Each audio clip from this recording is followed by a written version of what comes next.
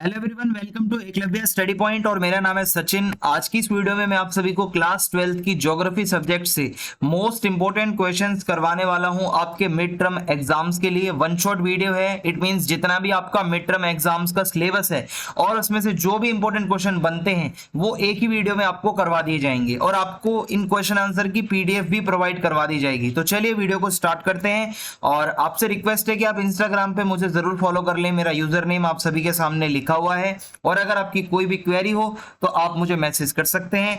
और अगर आपको पीडीएफ नोट चाहिए तो आप हमारे टेलीग्राम चैनल को ज्वाइन कर लें, क्लास 12 ईएसपी न्यू ग्रुप। ठीक है, इसको आप सर्च करके जो है ज्वाइन कर सकते हैं और उसके बाद आपको क्वेश्चन आंसर इसी में मिल जाएंगे पीडीएफ में।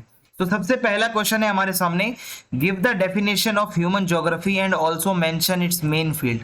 सो ह्यूमन ज्योग्राफी का मतलब ये होता है कि जो इंटर रिलेशनशिप होता है फिजिकल एनवायरनमेंट का और ह्यूमन बींग्स का, इसी के रिलेशनशिप को हम ह्यूमन ज्योग्राफी कहते हैं। ये एक फील्ड ऑफ स्टडी है। ठीक है, जैसे आपने फिजिकल ज्योग्राफी पढ़ी होगी क्लास 11th में, वैसे ये ह्यूमन ज्योग्राफी है।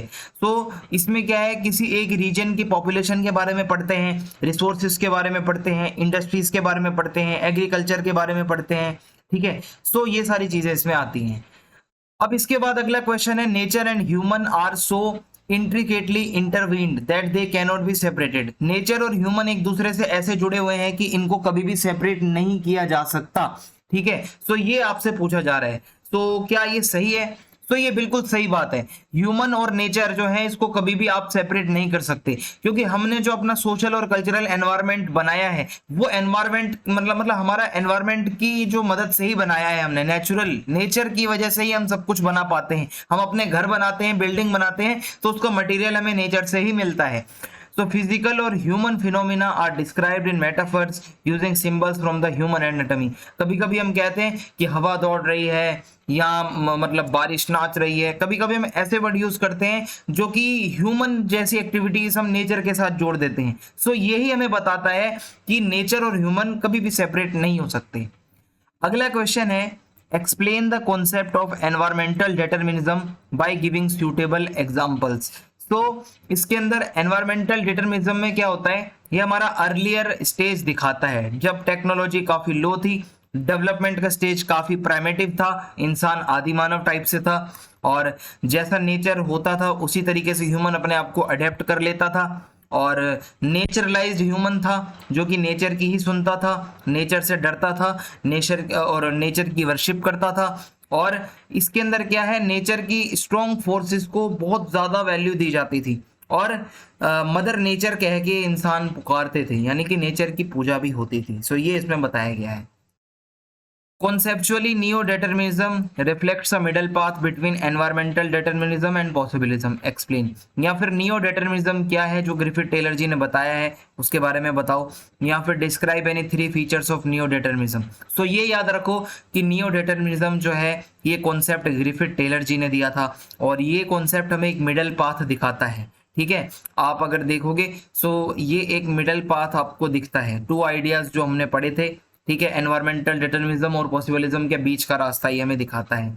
और ये फोकस करता है कि आप कुछ लिमिट्स भी रखो, आप एनवायरमेंट को डैमेज मत करो, डेवलपमेंट के साथ साथ कुछ लिमिट्स भी रखो और आप पूरी तरीके से ना तो फ्रीडम की तरफ जाओ ना पूरी तरीके से नेचुरलाइज्ड हो जाओ। आप एक बैलेंस बना के रखो, बीच में रहो।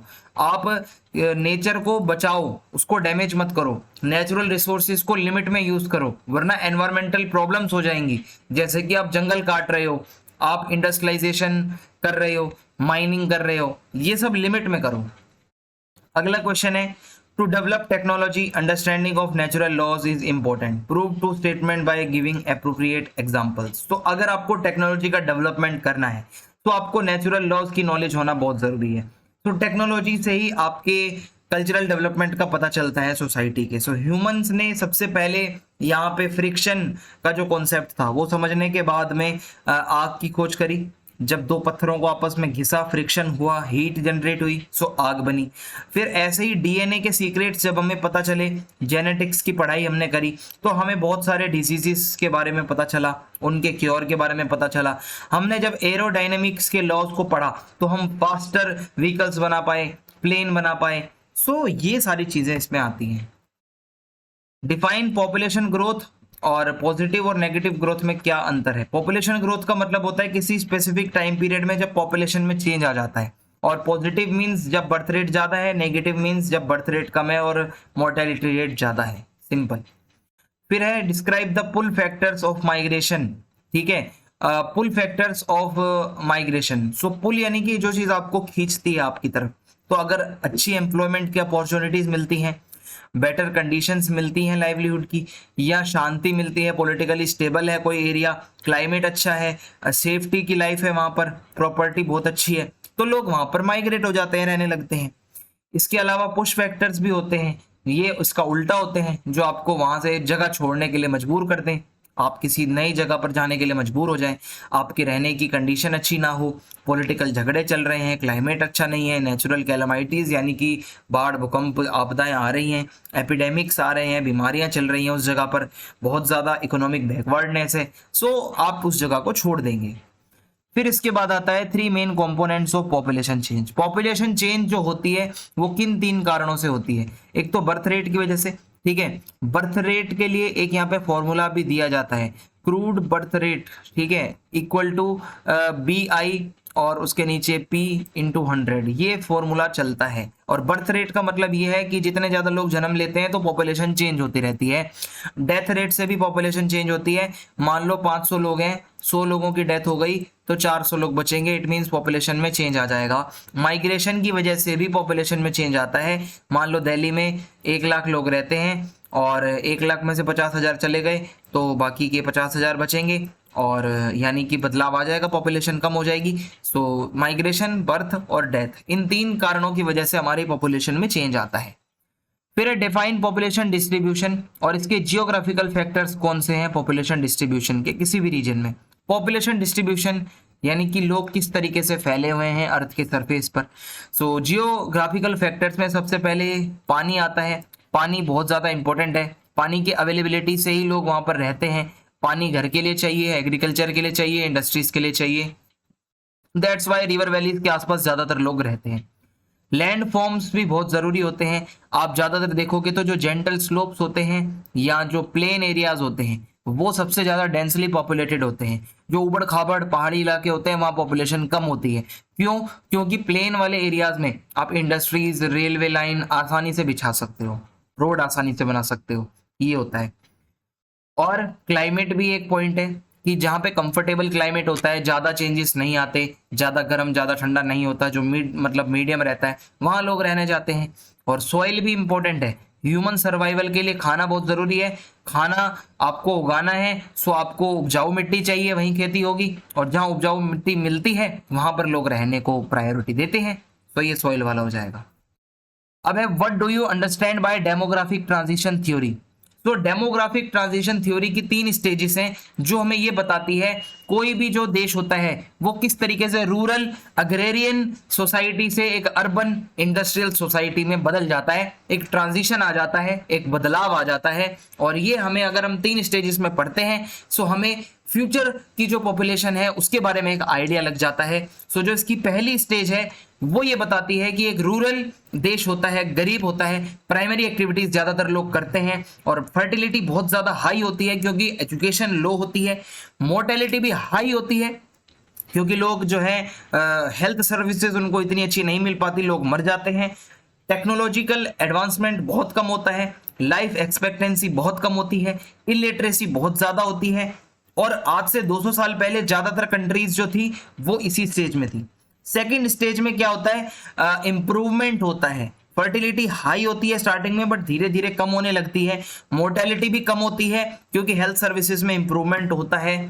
और इसके अलावा मैं आपको बताऊं थर्ड स्टेज में क्या होता है, फर्टिलिटी भी कम हो जाती है, मोर्टेलिटी भी कम हो जाती है, लोग पढ़े लिखे होते हैं, हेल्थ सर्विसेज अच्छी होती हैं, स्टेबल ग्रोथ होती है पॉपुलेशन की, पॉपुलेशन अर्बनाइज्ड होती है, शहरी लोग होते हैं, लिटरेट होते हैं, पढ़े लिखे होते हैं, टेक्नोलॉजिकल एडवांसमेंट्स बहुत आगे होता है, और फैमिली का साइज छोटा होता है, कंट्रोल में होती है फैमिली। ये 3 स्टेजेस हैं।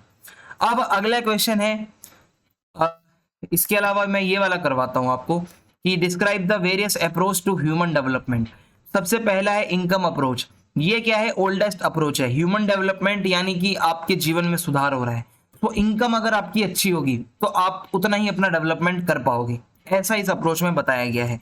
वेलफेयर अप्रोच ये हमें ये बताता है कि मतलब जो भी गवर्नमेंट है वो ज्यादा से ज्यादा स्पेंड करे पैसा अपनी जनता के ऊपर और वो डेवलपमेंट के लिए कार्यक्रम चलाए, एक्टिविटीज करे, गवर्नमेंट को रिस्पॉन्सिबल माना गया है। और बेसिक नीड अप्रोच ये क्या कहती है कि इसको इंटरनेशनल लेबर ऑर्गेनाइजेशन ने दिया था, उन्होंने ये कॉन्सेप्ट बताया। वो कहते हैं 6 ऐसी मिनिमम रिक्वायरमेंट है जो हर इंसान को चाहिए। एजुकेशन है और खाना है, पानी है, सप्लाई मतलब पानी की सप्लाई है, साफ सफाई है, हेल्थ है और घर है, रोटी कपड़ा मकान, ये हमें चाहिए जब भी हम अपना डेवलपमेंट कर सकते हैं। कैपेसिटी अप्रोच भी है, ये अमर्त्य सेन जी ने दी थी। ये कहते हैं ह्यूमंस को कैपेबल बनाओ, वो ज्यादा से ज्यादा रिसोर्सेज को एक्सेस करें, आप अपना डेवलपमेंट करने के लिए कुछ ना कुछ करो, ये बताया जाता है। What do you mean by human development, और 4 मेजर पिलर्स कौन से हैं ह्यूमन डेवलपमेंट के। सो महबूब उल हक जी ने ह्यूमन डेवलपमेंट के बारे में बताया है, जब आपकी चॉइस बढ़ जाती है, ऑप्शन बढ़ जाते हैं। मान लो पहले हमारे पास सिर्फ बैलगाड़ी थी, आज हमारे पास रेल, एयरप्लेन, शिप सब कुछ है। अब आपके ऑप्शन बढ़ गए, यानी कि आपने डेवलपमेंट कर लिया है। सो जब आपके ऑप्शन बढ़ते हैं, आपकी जो जीने का जो तरीका है वो इंप्रूव होता है, कंडीशन अच्छी होती है, सो वही आपके लिए ह्यूमन डेवलपमेंट होता है। 4 पिलर पे टिका हुआ है हमारा ह्यूमन डेवलपमेंट। इक्वालिटी, अगर ह्यूमन डेवलपमेंट करना है सभी ह्यूमंस को बराबर समझना होगा, इक्वल अपॉर्चुनिटीज देनी होंगी। जेंडर स्पीशीज, इनकम और कास्ट का डिस्क्रिमिनेशन खत्म करना होगा। सस्टेनेबिलिटी, इसका मतलब है आप एनवायरनमेंट को सही से यूज करो, मिसयूज करोगे तो आपकी जनरेशन कभी भी डेवलपमेंट नहीं कर पाएगी। प्रोडक्टिविटी, ये कहता है कि आप ह्यूमन जो है वो ज्यादा से ज्यादा कुछ ना कुछ प्रोडक्टिव करो, कंटिन्यूअसली आप कुछ करो, नॉलेज बढ़ाओ, काम करो, जब भी आपका डेवलपमेंट हो पाएगा। एम्पावरमेंट, ये क्या है, जो पिछड़े हुए लोग हैं, सोशली बैकवर्ड हैं, जो उनको एम्पावर करो ताकि वो अपने डिसीजंस ले पाए, वो अपना डेवलपमेंट कर पाए। अब आता है यहाँ पे give the difference between nomadic herding and commercial livestock rearing. तो सबसे पहले मैं आपको बता देता हूँ नोमैडिक हर्डिंग के बारे में। ये सबसे पुराना सब्सिस्टेंस एक्टिविटी है, इसमें एनिमल जो है वहां से हमें खाना मिलता है, ठीक है। और मतलब ये क्या है कि जो हर्डर्स होते हैं वो रिलाई करते हैं एनिमल्स के ऊपर फूड, क्लोथ और शेल्टर के लिए, एंड वो एक जगह से दूसरी जगह चलते रहते हैं। एक जगह गए, फिर दूसरी जगह गए, फिर तीसरी जगह गए, ठीक है। बहुत सारे एनिमल्स को इसमें पाला जाता है, और शीप है, और इसके अलावा कैमल्स हैं, कैटल हैं, और जैसे यहाँ पे कुछ एरियाज बता रखे हैं, अटलांटा शोर of north Africa, Mongolia and central China. और अब क्या है, पॉलिटिकल बाउंड्रीज बन चुकी हैं, देशों की बाउंड्री हैं, तो अब ये नहीं हो पाता इतना ज्यादा कि आप एक देश से चलते चलते दूसरे देश में चले जाओ, ऐसा नहीं हो सकता। पहले तो चलो हो जाता था। इसके अलावा कमर्शियल लाइव स्टॉक रियरिंग, नाम से पता चल रहा है ये कमर्शियल होता है, इसमें बहुत ज्यादा कैपिटल लगता है, पैसा लगता है आपका। वेस्टर्न कल्चर है ये, ठीक है। इसमें क्या होता है, रेंचेस कवर होते हैं और एक बहुत बड़ा एरिया होता है जहां पर उनको रखा जाता है फेंसिंग करके। बच्चों वो मतलब जो जानवर होते हैं फेंसिंग करके, यानी कि डंडे वगैरह लगा के उसके पीछे उसको रखा जाता है, और यहाँ पे एक ही टाइप के एनिमल को पाला जाता है। उसमें शीप, कैटल, गोट, हॉर्सेस ये सब होते हैं। काफी ऑर्गेनाइज्ड और साइंटिफिक तरीके से जानवरों को पाला जाता है एक ही जगह पर। डिफरेंस ये है दोनों में, वहां पर घूमते फिरते रहते हैं बहुत सारे जानवर एक साथ, यहाँ एक ही जगह पर पाला जाता है एक ही टाइप के जानवर को। और डिजीज कंट्रोल के लिए बहुत ज्यादा ध्यान दिया जाता है, उनके इंप्रूवमेंट के लिए काफी ज्यादा ध्यान दिया जाता है। और USA, New Zealand, Australia, Argentina and Uruguay में ये ज्यादातर होता है। अब मिक्स्ड फार्मिंग के मेन फीचर्स बताओ और उसके एरिया। इसमें क्या होता है, क्रॉप कल्टीवेशन और एनिमल हस्बेंड्री दोनों को इक्वल महत्व दिया जाता है, इंपॉर्टेंस दी जाती है। एनिमल्स में कैटल, शीप, पिग, पोल्ट्री ये सब चीजें होती हैं, और क्रॉप्स में बार्ले, ओट्स, राई, मेज, फोडर और रूट क्रॉप्स होती हैं। इसके जो मेन रीजन है वो नॉर्थ वेस्टर्न यूरोप है, ईस्टर्न नॉर्थ अमेरिका है और यूरेशिया है। और बहुत ज़्यादा पैसा लगता है इसके ऊपर, ठीक है। और मतलब मशीनरी में, बिल्डिंग में, फर्टिलाइजर्स में बहुत पैसा लगता है। अब है प्लांटेशन एग्रीकल्चर के मेन कैरेक्टरिस्टिक्स बताओ। तो ये जो एग्रीकल्चर का टाइप होता है, इसमें क्या होता है, कि मतलब चाय, कॉफी, कोको, रबड़, कॉटन, बनाना, शुगर केन, इनको उगाया जाता है पौधे की तरह, इनको एक पौध की तरह लगाया जाता है। और इसके अंदर क्या होता है, ये यूरोपियंस ने स्टार्ट किया था। इसमें लार्ज एस्टेट्स होते हैं, ठीक है, लार्ज बड़े फार्म होते हैं और काफी पैसा लगता है, टेक्निकल सपोर्ट चाहिए होती है, साइंटिफिक मेथड से ये होता है, स्पेशलाइज्ड लोग चाहिए होते हैं इसको करने के लिए। इंडिया टी गार्डन्स के लिए फेमस है, मलेशिया रबड़ प्लांटेशन के लिए फेमस है, फिलीपींस जो है वो शुगर केन प्लांटेशन के लिए बहुत ज्यादा फेमस है। अब इसके बाद आता है प्राइमेटिव सब्सिस्टेंस एग्रीकल्चर क्या है। तो प्राइमेटिव सब्सिस्टेंस एग्रीकल्चर एक पुराना टाइप ऑफ एग्रीकल्चर है जिसमें पुराने टूल्स यूज होते थे, पुराने मेथड यूज होते थे और इसमें एक जगह से दूसरी जगह पर चलकर खेती होती है, यानी कि इसमें स्लैश और बर्न भी इसका नाम रखा गया है। एक जगह पर खेती करी, फिर उसको जला दिया, राख बन जाएगी, यहाँ पे वो राख से क्या होगा, फर्टिलाइजर का काम करेगी। फिर जब तक वो जल रहा है तो वो दूसरी जगह पर जाके कहीं खेती कर लेंगे, फिर खेती हो जाएगी तो इसको भी जला देंगे घास फूस को, फिर वहां पर राख आ जाएगी, फिर तीसरी जगह चले जाएंगे। सो ये यही प्रोसेस चलता रहता है, रिपीट होता रहता है, अलग अलग नामों से इसको जाना जाता है। हमारे नॉर्थ ईस्टर्न स्टेट्स में इसको झूमिंग कहते हैं, मिल्पा कहा जाता है इसको सेंट्रल अमेरिका में, और मेक्सिको में लादांग नाम से जाना जाता है ये इंडोनेशिया और मलेशिया में। तो इसके बहुत सारे नाम भी हैं। स्मॉल स्केल और लार्ज स्केल इंडस्ट्रीज के अंदर क्या अंतर है, डिफरेंशिएट करना है। स्मॉल स्केल में क्या होता है, मैन्युफैक्चरिंग इंडस्ट्रीज घर के बाहर होती हैं, रॉ मटेरियल लोकल यूज हो जाता है आसपास का, एम्प्लॉयमेंट जो है काफ़ी ज़्यादा होता है, लोग आसपास वहाँ पे काम करने जाते हैं, और इसके अलावा मैं आपको बताऊँ पैसा थोड़ा कम लगता है इसकी तुलना में। लार्ज स्केल में क्या होता है, स्किल्ड वर्कर चाहिए होते हैं, बड़ी इंडस्ट्री का साइज होता है और बहुत ही मतलब बहुत ज़्यादा हैवी मटेरियल यहाँ पे बनाया जाता है, हाई क्वांटिटी होती है प्रोडक्शन की, कैपिटल ज़्यादा लगता है, रॉ मटेरियल ज़्यादा लगते हैं, टेक्नोलॉजी ज़्यादा लगती है, ज़्यादातर काम मशीनों से होते हैं। तो ये हो जाएगा। फिर है explain any 3 features of freelance industries.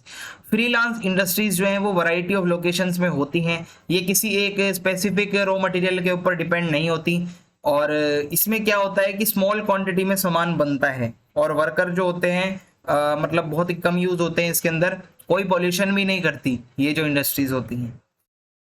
और इसके अलावा है name the main features of modern large scale manufacturing. So modern जो लार्ज स्केल पर मैन्युफैक्चरिंग होती है उसके क्या फीचर्स हैं आपसे पूछा जा रहा है। एक तो स्किल्स काफ़ी अच्छी होती हैं, जो भी लोग काम करते हैं वर्कर वगैरह काफ़ी स्किल्ड होते हैं। मैकेनाइजेशन का मतलब है ज़्यादातर मशीनें, ऑटोमेटिक मशीनें यूज होती हैं। टेक्नोलॉजिकल इनोवेशन, टेक्नोलॉजिकली काफ़ी आगे होती हैं ये जो इंडस्ट्रीज होती हैं, ठीक है, पॉल्यूशन कंट्रोल वगैरह सब आता है इन्हें। ऑर्गेनाइजेशनल इंफ्रास्ट्रक्चर एंड स्ट्रैटिफिकेशन, ये जो बड़ी बड़ी मैन्युफैक्चरिंग इंडस्ट्रीज होती हैं इनका प्रॉपर एक ऑर्गेनाइजेशन होता है, पूरी टीम बनी हुई होती है, ऑफिसर्स होते हैं, एम्प्लॉयज होते हैं, ठीक है। इसके बाद है अनइवन डिस्ट्रीब्यूशन ऑफ पॉपुलेशन। हमारे इंडिया में पॉपुलेशन अलग अलग तरीके से है, जैसे हाई पॉपुलेशन वाले एरियाज में यूपी, बिहार, राजस्थान, गुजरात, एमपी, वेस्ट बंगाल, तमिलनाडु, कर्नाटका, आंध्रा आते हैं। मीडियम पॉपुलेशन 1 to 50 मिलियन में जम्मू कश्मीर, उत्तराखंड, छत्तीसगढ़, ओडिशा, केरला आते हैं। लो पॉपुलेशन में हिमाचल प्रदेश, अरुणाचल, नागालैंड, मेघालय, मणिपुर, मिजोरम, त्रिपुरा, गोवा और सिक्किम आते हैं। इसके बाद है what is population growth rate, explain the 4 stages of population growth in India. हमारे इंडिया में यहाँ पर 4 स्टेज बताई गई हैं पॉपुलेशन ग्रोथ की। पहली स्टेज 1901 से लेकर 1921 तक थी।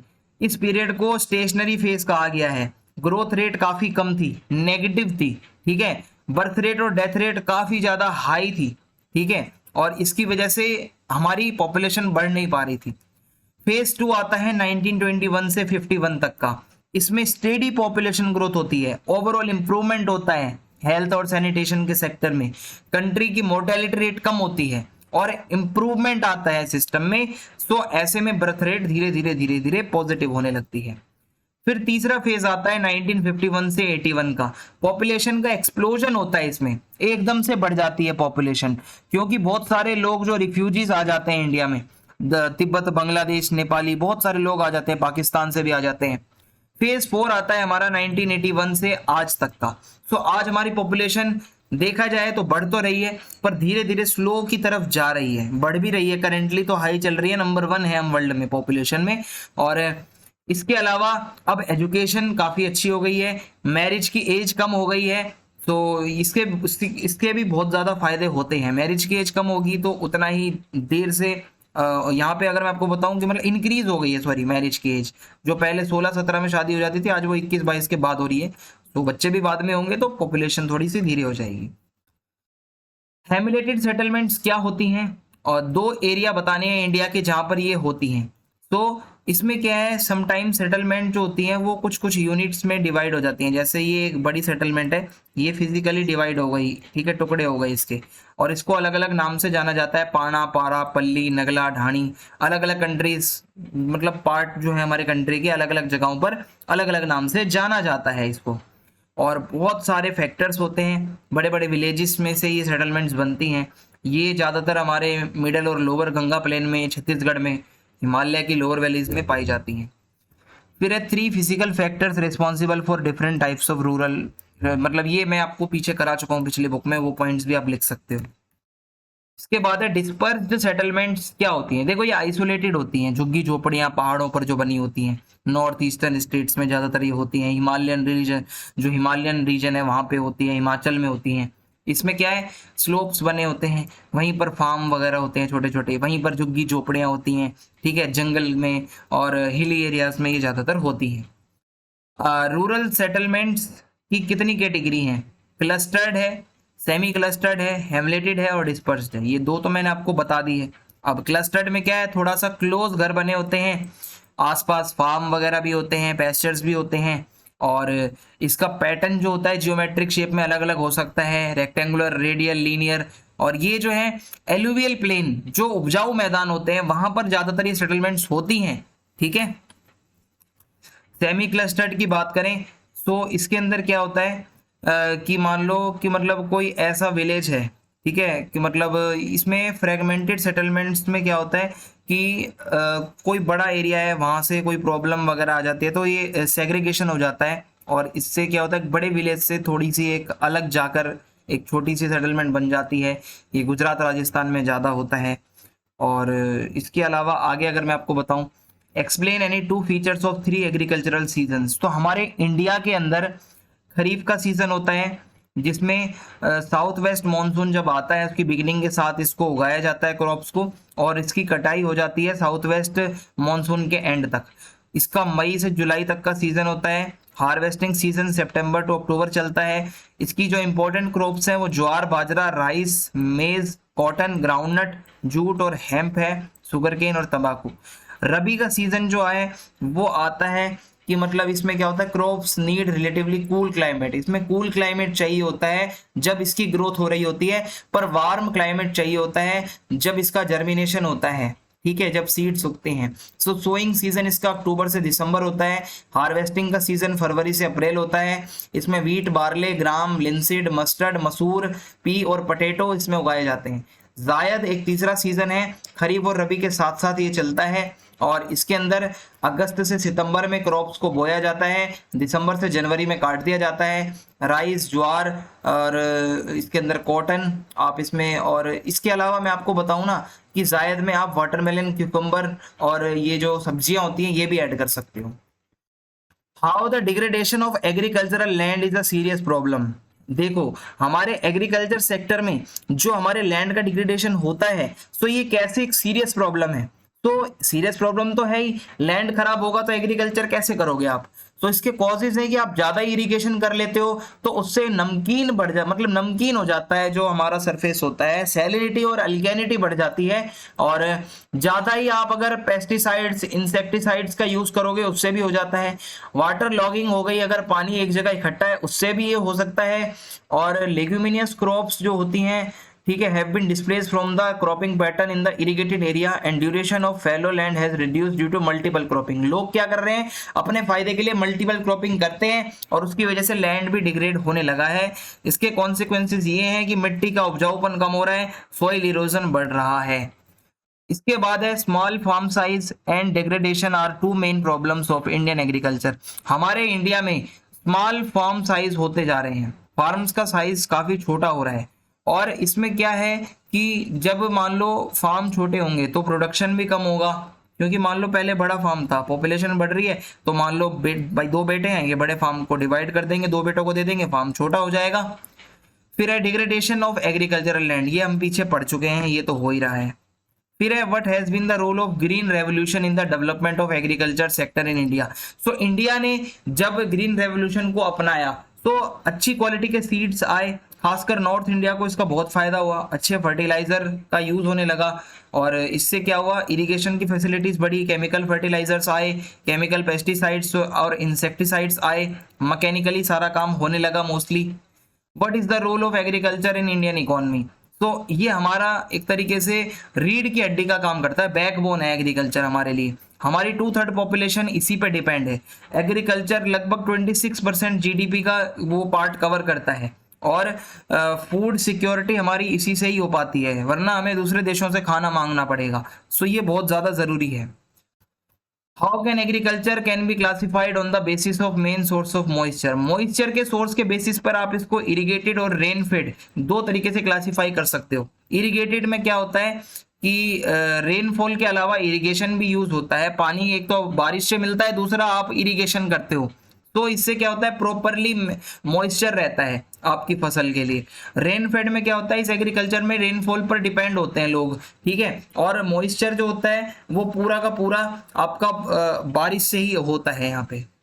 और पानी का कंजर्वेशन क्यों जरूरी है, देखो एक तो पीने लायक पानी कम होता जा रहा है, फ्रेश वाटर कम होता जा रहा है, डिमांड बढ़ रही है पानी की, पानी का पॉल्यूशन भी बढ़ता जा रहा है, क्वालिटी कम होती जा रही है, इसलिए पानी को बचाना जरूरी है।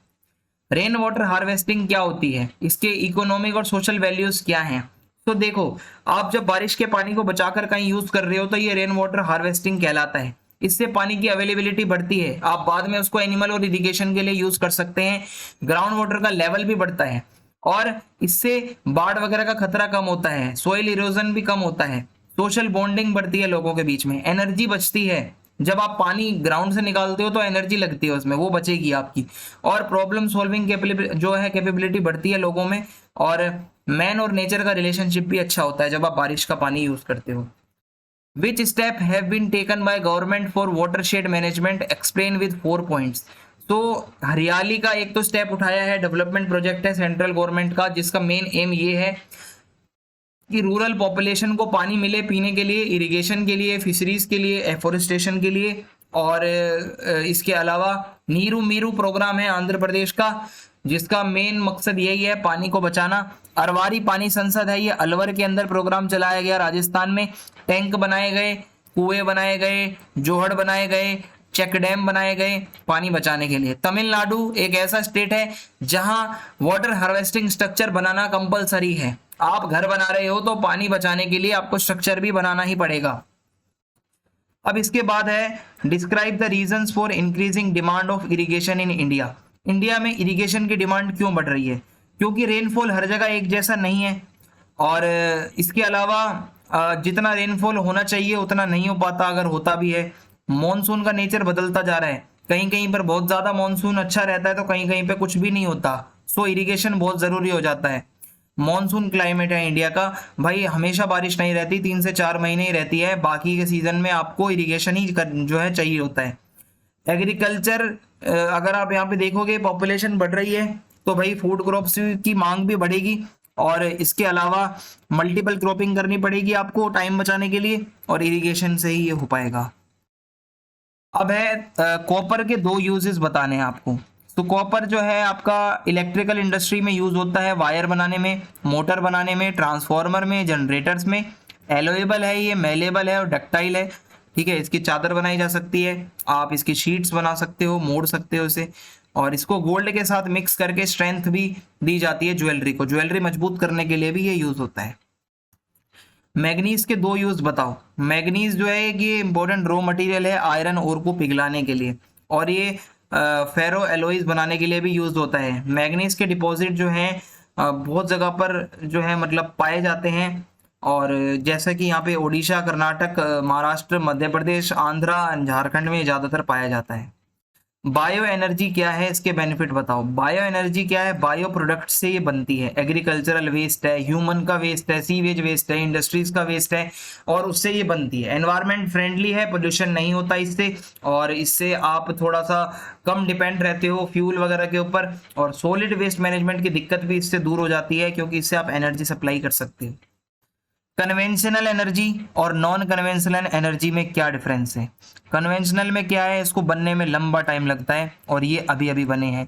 इसमें फॉसिल फ्यूल आते हैं, जैसे कोयला, पेट्रोल, नेचुरल गैस, इसमें आते हैं जो अभी अभी नए एनर्जी के सोर्सेज बने हैं। Solar energy, wind energy, hydro energy, geothermal, biomass. ये एग्जॉस्टिबल है, खत्म हो जाएगा, ये कभी खत्म नहीं होगा। सूरज कभी थोड़ी खत्म होगा, हवा कभी खत्म थोड़ी होगी, पानी कभी खत्म थोड़ी होगा हमारा समुद्रों का। ये कुछ पार्टिकुलर लोकेशंस में ही होते हैं, ये आप कहीं भी कर सकते हो ऑलमोस्ट। ये जो है ये बहुत ज़्यादा पॉल्यूशन करते हैं, नुकसान पहुंचाते हैं, पर ये एनवायरनमेंट को कोई पॉल्यूशन वगैरह नहीं करते। Why conservation of mineral needed, क्यों बचाना जरूरी है मिनरल्स को, क्योंकि मिनरल्स को बनने में टाइम लगता है, फॉर्मेशन में टाइम लगता है, इमीडिएटली आप दोबारा से नहीं बना सकते इसे, इसलिए कंजर्वेशन जरूरी है। आप अल्टरनेटिव रिसोर्सेज को यूज करो, solar energy, wind energy, wave energy, geothermal energy, जो इनएक्सॉस्टिबल रिसोर्सेज हैं वो यूज करो, रिसाइकल करो। जो मिनरल कम है उसको एक्सपोर्ट में मत लाओ, ओके। सो सब्स्टिट्यूट वगैरह यूज करो, यही इसमें बताया जाता है। 5 नॉन कन्वेंशनल सोर्सेज कौन से हैं आपको बताने हैं। सोलर एनर्जी है, विंड एनर्जी है, टाइडल एनर्जी है, और बायो एनर्जी। इसके बारे में हम पीछे पढ़ चुके हैं। इसके बाद आता है differentiate between sectoral planning and regional planning. Sectoral planning में क्या होता है कि जो आपके अलग अलग सेक्टर हैं इकोनॉमी के, agriculture sector, irrigation, manufacturing, power, construction, transport, communication, इन सभी के लिए प्लानिंग की जाती है। रीजनल प्लानिंग में क्या होता है कि आप रीजन की डिमांड के हिसाब से क्या उसको चाहिए, ठीक है, उसी के अकॉर्डिंगली जब आप प्लान करते हो तो ये रीजनल प्लानिंग में आ जाता है। अब है explain the importance of Indira Gandhi canal. क्या इंदिरा गांधी कैनाल का फायदा हुआ। इरिगेशन स्टेज 1 में क्या होता है कि आप यहाँ पे देखोगे 1960s में ये स्टार्ट होती है, और धीरे धीरे 1980s तक स्टेज 2 भी स्टार्ट हो गई। सो इससे ड्राई लैंड जो था वो हरा भरा हो गया, ठीक है, राजस्थान का। Irrigation in stage 1 command area of canal was introduce, ये मैंने आपको बता दिया है। और कैनाल के इरिगेशन से क्या है, काफी ट्रांसफॉर्मेशन हुआ है एग्रीकल्चरल इकोनॉमी का, ठीक है। पहले की ट्रेडिशनल क्रॉप्स अब नहीं है, उसकी जगह अब गेहूं, कॉटन और ग्राउंडनट और राइस ने ले ली है। पहले क्या होता था, यहाँ पे ग्राम, बाजरा, ज्वार ज्यादा उगाया जाता था। अब क्या है, विंड इरोजन कम हो गया है, धूल भरी आंधियां चलती थी वो अब नहीं है, क्योंकि मॉइस्चर रहता है एरिया में और अच्छे से इरिगेशन होता है, तो बहुत ज्यादा प्रोडक्टिविटी भी बढ़ी है इससे। और क्या है, what the things noted prominently while planning for the development of mountainous regions. Himalaya या माउंटेन वाले रीजन में डेवलपमेंट के लिए क्या क्या प्लान बनाए गए थे। तो एक तो इसमें ये रखा गया था सभी लोगों को फायदा मिले, ना कि सिर्फ अमीर लोगों को। लोकल रिसोर्सेज को डेवलप करो, टैलेंट को डेवलप करो, लाइवलीहुड इकोनॉमी बने, इन्वेस्टमेंट करें लोग यहाँ पे आके, बैकवर्ड एरियाज का एक्सप्लॉयटेशन ना हो, और मार्केट सिस्टम अच्छा हो, और लेबरर्स को भी अच्छा फायदा मिले, इकोलॉजिकल बैलेंस बना रहे। ये है 5 मेजर्स बताने हैं सस्टेनेबल डेवलपमेंट के लिए Indira Gandhi canal command area की। सबसे पहले तो ये है कि वाटर मैनेजमेंट पॉलिसी की बहुत जरूरत है। ये नहीं कि कैनाल आ गई तो आप उसको वेस्ट करोगे पानी को। और क्रॉपिंग पैटर्न जो है उसमें थोड़ा सा पानी जिसमें ज्यादा लग रहा है क्रॉप में, उसको थोड़ा कम ही यूज करो। ये नहीं कैनाल आ गई तो आप ज्यादा पानी वाली फसलें उगा रहे हो। आप सिट्रस जो फ्रूट्स वगैरह हैं वो उगा सकते हो। और इसके अलावा लेवल कर सकते हो आप, लेवलिंग मतलब जो उबड़ खाबड़ जगह है उसकी लेवलिंग करो, इक्वल डिस्ट्रीब्यूशन करो कैनाल वाटर का, इफेक्टिवली हो, ठीक है, वाराबंदी करो। और अगर मैं आपको बताऊं, वाटर लॉगिंग वगैरह जो है, सोइल सैलिनिटी वगैरह जो है वो थोड़ी सी ठीक करो। और एफोरेस्टेशन करो, शेल्टर बेल्ट प्लांटेशन वगैरह करो, ठीक है। पैस्चर डेवलपमेंट भी बहुत ज़रूरी है।